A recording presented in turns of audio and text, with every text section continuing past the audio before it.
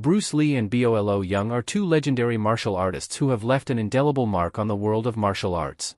Bruce Lee is widely considered the father of modern martial arts, while Bolo Yeung is renowned for his impressive physique and powerful performances in various action films. Their paths crossed in Enter the Dragon, leading to a strong friendship between them until Bruce's mysterious death. Although Yeung doesn't take a liking to media attention, he recently appeared in an interview and profoundly talked about his friend Bruce Lee. Let's take a look at what Yeung has to say about the Little Phoenix. If you're a fan of old-timey action and martial arts flicks, then there's a pretty good chance the name Bolo Yeung will ring a bell. Bolo Yeung stands as one of the most iconic martial actors of all time. With his incredibly toned physique, Bolo was more than just an imposing figure back in his heyday. Trust me, this man was a certified tank, and his physique made him a perfect fit for several classic martial arts flicks. Born on July 3, 1946, in Guangzhou, China, Bolo's upbringing was far from glamorous. Growing up as a lower-class kid, he was no stranger to the challenges of life in Hollywood. Raised in a country still grappling with its own identity, Bolo found solace and purpose in martial arts at the young age of 10. He embarked on his martial arts journey, training under several renowned kung fu masters. During this era, martial arts held significance beyond just self-defense or fitness. They were deeply ingrained in Chinese society as a way of life. For Bolo, martial arts provided not only physical training but also invaluable lessons in focus and discipline. Driven by a desire for self-improvement and seeking stability amidst societal turbulence, Bolo delved even deeper into his practice. He mastered the ancient art of Tai Chi, renowned for its ability to enhance focus and meditation. Still, Bolo's time in China wasn't destined to be lengthy. At that juncture in his life, China was a tumultuous place, grappling with significant political and social upheaval marked by the ascent of communism, widespread protests, and human rights violations. Seeking a brighter future, Bolo made the bold decision to depart for the region of China closest to the Hong Kong border. To reach the island nation, he embarked on a daring journey, swimming through the Shenzhen River. Unlike mainland China, Hong Kong boasted a relatively liberal society as a British colony at the time, holding a distinct identity from the mainland. Hong Kong stood as a vibrant melting pot, teeming with individuals from diverse cultures and backgrounds, where Bolo found himself fitting in quite comfortably. Interestingly, it was during this period that Bolo developed a keen interest in fitness and bodybuilding. He firmly believed that a strong, well-toned physique complemented martial arts prowess, and he took this philosophy to heart. In 1969, Bolo clinched the title of Mr. Hong Kong Bodybuilding Champion, a prestigious accolade he held for an impressive decade. Despite his remarkable achievements, Bolo remained humble, emphasizing that his pursuits were not driven by personal glory. For him, martial arts served as a pathway to spiritual harmony. Through the practice of Tai Chi, Bolo found a means to align his physical and spiritual dimensions, achieving true personal balance. During this transformative period, Hong Kong boasted a burgeoning bodybuilding scene, providing fertile ground for Bolo to thrive and excel. His dedication paid off handsomely as he soon flourished. Bolo's rise to fame didn't go unnoticed for long. Soon, his popularity spread far and wide across the land. As expected, this newfound fame paved the way for his entry into the world of cinema and filmmaking. In tandem with the burgeoning popularity of its culture, Hong Kong had emerged as a hub of creativity and talent in filmmaking, with studios like Shaw Brothers and Golden Harvest at the forefront. The country's film industry thrived, churning out classic action and martial arts movies. Much like the contemporary global phenomenon of K-pop, these Hong Kong films transcended their domestic borders, captivating audiences worldwide. In an era marked by a burgeoning film industry, producers and directors were constantly in search of fresh talents capable of infusing projects with a unique blend of physicality and acting prowess. Bolo Yeung, the actor whose impressive physique and martial arts background positioned him as the ideal candidate for the movies of this era, fit that mold perfectly. Given Bolo's credentials, it came as no surprise that he seamlessly integrated into the dynamic world of Hong Kong cinema, leaving an indelible mark on the industry. In the late 60s, studio executives recognized Bolo's potential and began offering him roles, albeit small ones, to play in their films. While these initial roles may have seemed minor, they laid the foundation for what would become Bolo's remarkable career trajectory. Bolo's commanding physique and enigmatic demeanor lent him an intimidating presence on screen. His stoic look often made him the perfect fit for villainous roles, characters who didn't need to say much to convey their menacing aura. When it was time for action, everyone knew Bolo meant business. Despite making strides in the acting world, Bolo faced numerous challenges. The film industry during this period was fiercely competitive, requiring individuals to demonstrate unwavering perseverance and establish themselves as formidable talents to truly succeed. Adding to Bolo's challenges, he faced a significant language barrier upon his arrival in Hong Kong. Being Chinese, he had to navigate not only linguistic differences but also cultural nuances in his new environment. However, drawing from his early experiences in martial arts and bodybuilding, Bolo embraced the values of hard work and perseverance, which became guiding principles in his journey. Bolo's breakthrough came when he captured the attention of executives at Shaw Brothers Studios, one of Hong Kong's most prestigious filmmaking houses. Renowned for classics like Dolomite and The Five Deadly Venoms, Shaw Brothers understood the importance of compelling villains in great movies. In Bolo, they saw the perfect embodiment of such a character, stoic, disciplined, and resolute. Bolo's journey with Shaw Brothers marked a significant turning point in his career. He landed roles in several of their productions, ranging from heroic tales to intense dramas like Deadly Duo and Angry Guest. With each film, Bolo solidified his status as a martial arts icon and a commanding presence on screen. His portrayal of villains became legendary, blending physical prowess with psychological depth. Bolo's characters exuded strength and subtlety, evoking both fear and respect among audiences. What set him apart was his ability to transcend the stereotypical image of a muscular villain. Bolo infused his roles with layers of complexity, transforming seemingly one-dimensional characters into multifaceted individuals. Audiences were captivated by Bolo's portrayal of villains who, despite their antagonistic roles, elicited empathy and understanding. Through his physicality and nuanced performances, Bolo conveyed a range of emotions, allowing viewers to connect with his characters on a deeper level. In an industry saturated with stereotypical villains, Bolo managed to carve out a distinct niche for himself. His characters were not mere obstacles for the heroes to overcome, they were integral to the storylines, often driving the plots forward and adding layers of complexity to the films. What set Beyond the Lookout apart was his ability to infuse his roles with a unique persona and charisma, making his characters incredibly compelling. Instead of adhering to stereotypes, Bolo brought depth and nuance to his performances, captivating audiences with his on-screen presence. Moreover, Bolo's imposing physique further enhanced his reputation in the film industry. His muscular build not only added authenticity to his action sequences but also contributed to his overall appeal as a martial arts star. Working with Shaw Brothers provided Bolo with invaluable opportunities to collaborate with some of Hong Kong's most esteemed talents, including directors, choreographers, and fellow actors. This exposure to excellence allowed him to hone his craft and refine his acting skills, constantly pushing himself to deliver standout performances. Navigating through different director styles and adapting to various shooting techniques at the time, Bolo's work with Shaw Brothers proved instrumental in shaping his legacy and influence in martial arts. He emerged as a role model for aspiring actors and a blueprint for writers seeking to create compelling antagonists. Bolo's contribution to the martial arts movie genre was undeniable. With each iconic character he portrayed, he added to its growth in various ways. With Hong Kong emerging as a hub for martial arts and movie talent, collaboration became inevitable. As the talent pool in Hong Kong's film industry swelled, there was increasing demand for actors who could bring fresh perspectives to different storylines. This demand coincided with Bolo's rising popularity in the industry. During this period, another figure was making waves in the industry, Bruce Lee. Like Bolo, Bruce hailed from Chinese descent, but his upbringing differed significantly. Born in the United States, Bruce automatically gained American citizenship. However, at the age of just 4 months, Bruce and his parents relocated to Hong Kong. It was here that Bruce was first exposed to the world of cinema, thanks to his father, who was an opera star. Remarkably, before even reaching the age of 10, Bruce had already begun his acting career. Despite his early success in Hong Kong, Bruce's family made the decision to send him back to the United States during his teenage years. In April of 1959, Bruce settled in Seattle, where he pursued his education while also working as a live-in waiter at a local restaurant. During this time, Bruce also delved deeper into martial arts, developing his own unique approach to disciplines like Wing Chun and Kung Fu. He established his first martial arts school in Seattle, marking the beginning of his journey to become a martial arts legend.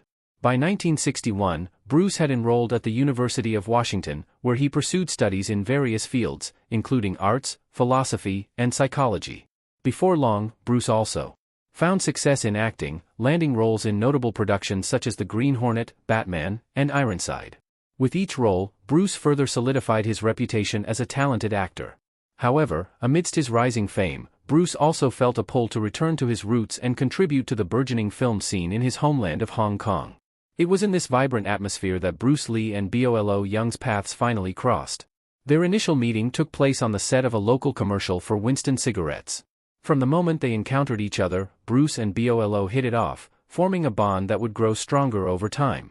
Eventually, Bruce extended an invitation to Bolo to join him in Enter the Dragon, a role that would have a profound impact on both of their careers. In order to accomplish this task, the martial artist had to journey to a remote island and engage in a grueling tournament. Enter the Dragon proved to be a success in many aspects, elevating the martial arts genre with its artistry, choreography, but also achieved commercial success, grossing over $400 million to date despite having a budget of approximately $850,000. That's quite a remarkable return on investment. Interestingly, it was during Enter the Dragon that Bolo acquired his nickname, portraying the character named Bolo in the movie. The moniker stuck with him thereafter, and Yeung officially became known as Bolo Yeung. During their collaboration on Enter the Dragon, Bolo and Bruce forged a strong bond. They collaborated closely on fight techniques, exchanging knowledge and learning from each other about effective approaches to choreography and other aspects of filmmaking. In Enter the Dragon, Yeung portrayed the role of the villain's sidekick while Lee commanded the lead protagonist position. Although Yeung typically shies away from media attention, he recently broke his silence in an interview, offering profound insights into his friendship with Bruce Lee. Let's delve into what Yeung had to say about the Little Phoenix. In November 2022, the Chinese bodybuilder finally opened up about Bruce Lee in a Mandarin interview, later translated into English by Beardy Bruce Lee Central. During the conversation, Yeung revealed fascinating details about Lee's persona and shared intriguing anecdotes from the sets of Enter the Dragon. He recounted how Bruce Lee was frequently challenged on set, stating, "Bruce didn't want to fight, but he felt he was forced to." Yeung further elaborated that an extra wanted to test Bruce Lee's Jeet Kune Do skills, leading to a brief altercation. Acknowledging Lee's lightning-fast reflexes, Yeung remarked, "He kicked the extra in the head, and the fight was over. Bruce was too fast." Clearly impressed by Lee's martial prowess, Yeung expressed admiration for his remarkable speed, emphasizing, "His speed was incredible." Bruce was renowned for his lightning-fast speed, capable of delivering 8 punches in a single second. Among his famous techniques was the 1-inch punch, a devastating move he mastered. In this move, Bruce would stand extremely close to his opponent and deliver a punch so powerful that its impact reverberated throughout the recipient's body. The physics behind this punch have intrigued experts, with Bruce's version clocking in at an astounding 118 miles per hour or 190 kilometers per hour. The force behind it could send a 200 pounds or 90 kilograms person flying back 16 feet or 5 meters. Bruce's extraordinary speed and power were the result of his rigorous training regimen, focusing on enhancing his speed, strength, and endurance. What if there was a hypothetical matchup between Bruce Lee and Bolo Yeung? Who would win? Both Lee and Yeung were renowned for their exceptional physical prowess and their expertise in various martial arts disciplines. Lee was deeply rooted in Wing Chun, a martial art he honed to perfection before crafting his own unique style known as Jeet Kune Do. Beyond martial arts, Lee dazzled audiences with his dancing skills and remarkable acrobatic feats. On the flip side, Yeung's repertoire encompassed a blend of karate and kung fu, showcasing his remarkable strength and agility.